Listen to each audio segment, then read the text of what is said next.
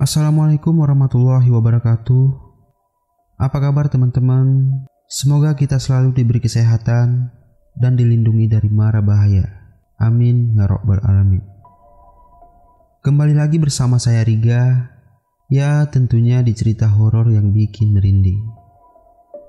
Sebelum dengar cerita ini, saya saranin untuk teman-teman nyiapin kopi sama udutnya terlebih dahulu.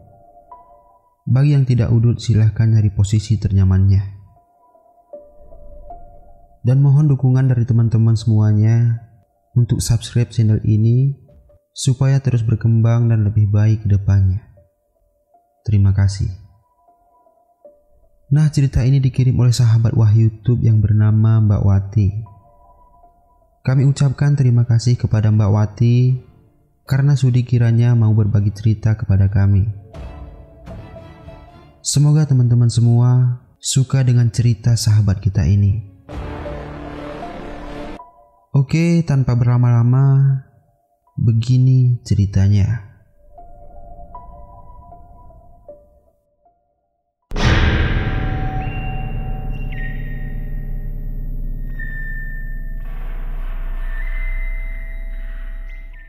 Pengalaman horor ini dialami oleh seorang penjaga sekolah yang bernama Pak Bagus, yang menjaga sekolah menengah pertama atau SMP yang berada di Yogyakarta.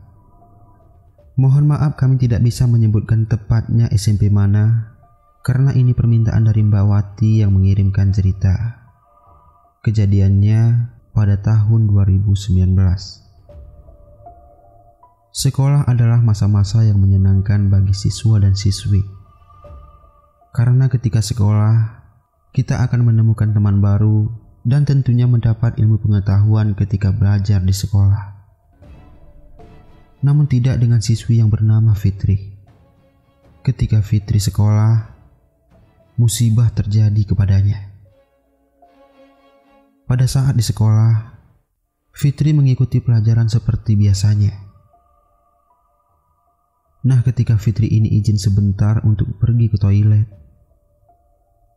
terjadi musibah yang sampai merenggut nyawanya. Sesampainya Fitri di toilet, ia terpeleset sehingga membuatnya terjatuh. Pada saat terjatuh itu, kepalanya terbentur lantai sampai membuat kepalanya mengeluarkan banyak darah. Fitri tergeletak di lantai waktu itu. Sebelum meninggal, si Fitri berkata, ia merasa tubuhnya terkena dorongan sangat keras dari belakang. Namun yang mendorongnya tidak terlihat.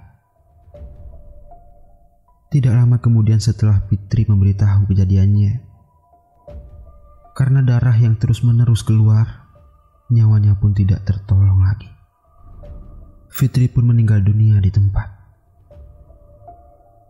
Singkat cerita, pihak sekolah mencoba menghubungi orang tua Fitri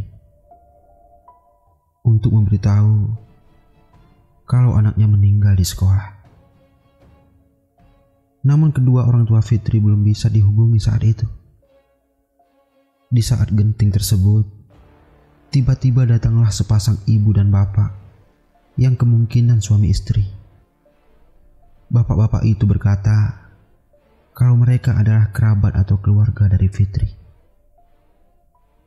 Dan mereka meminta kalau Fitri dibawa saja ke rumahnya. Namun pihak sekolah masih belum yakin dengan kedua orang tersebut. Pihak sekolah masih terus mencoba menghubungi orang tua Fitri, tapi belum juga ada jawaban.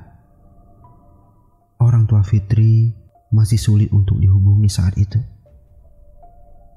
Setelah menunggu lama, masih belum ada jawaban.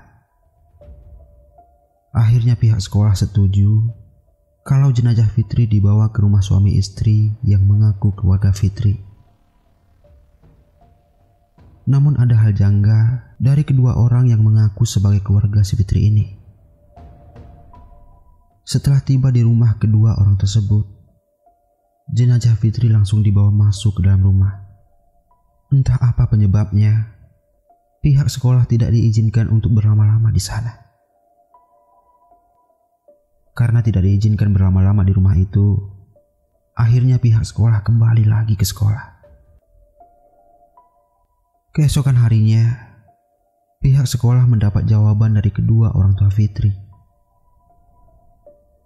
Dengan perasaan sedih, kedua orang tua Fitri ini langsung tergesa-gesa mendatangi sekolah Fitri.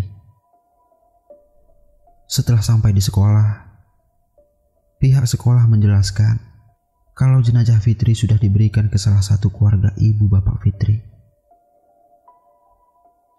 Lalu ibu Fitri bertanya ke pihak sekolah, "Keluarga kami yang mana? Siapa?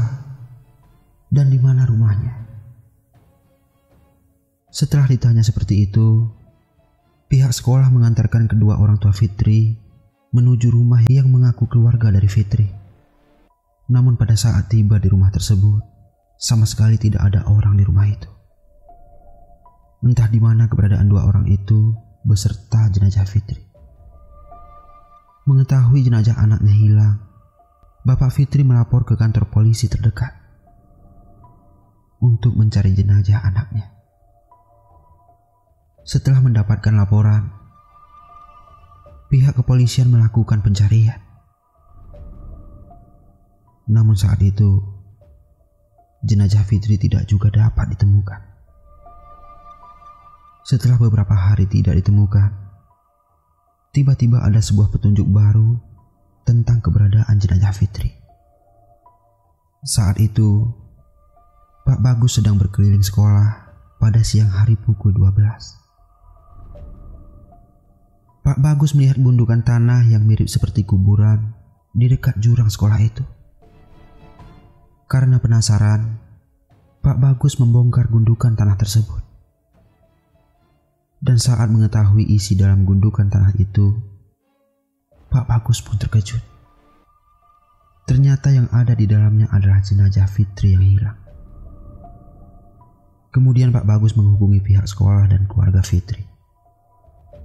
Singkat cerita, jenazah Fitri dibawa ke rumah oleh kedua orang tuanya dan dimakamkan dengan semestinya. Kembali lagi kepada Pak Bagus. Setelah menemukan jenazah Fitri saat itu, beberapa hari kemudian Pak Bagus jatuh sakit.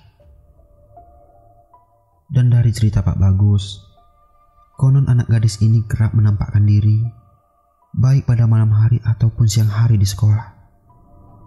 Sering mengganggu aktivitas belajar di sekolah tersebut. Di sekolah itu juga sering terjadi kesurupan pada siswa dan siswi di sana. Kejadian tersebut sering terjadi pada hari Jumat saat pengajian di sekolah dilakukan. Karena kejadian itu terus-menerus terulang, Pak Bagus melakukan interaksi dengan arwah si Fitri. Dan ternyata arwah anak itu meminta syarat agar dirinya diberi sesajen dan disirami dengan air di mana tempat ia terjatuh kala itu. Singkat cerita, setelah semua ritual dilakukan, akhirnya sekolah itu bisa aman dan damai kembali. Nah, baiklah teman-teman, itulah cerita hantu Fitri dan pengalaman horor yang dialami Pak Bagus. Semoga kita dapat mengambil hikmah dan pembelajaran dari cerita ini, yaitu agar selalu berhati-hati dalam melakukan apapun itu, agar kita tidak mendapatkan musibah. Dan jangan mudah percaya kepada siapapun, agar tidak terjadi hal yang tidak kita inginkan. Demikianlah kisah ini. Mohon maaf ketika dalam penyampaiannya banyak sekali kesalahan. Semoga teman-teman semua suka dengan cerita ini. Jangan lupa share dan subscribe channel ini supaya terus berkembang dan lebih baik ke depannya. Terima kasih. Wassalamualaikum warahmatullahi wabarakatuh.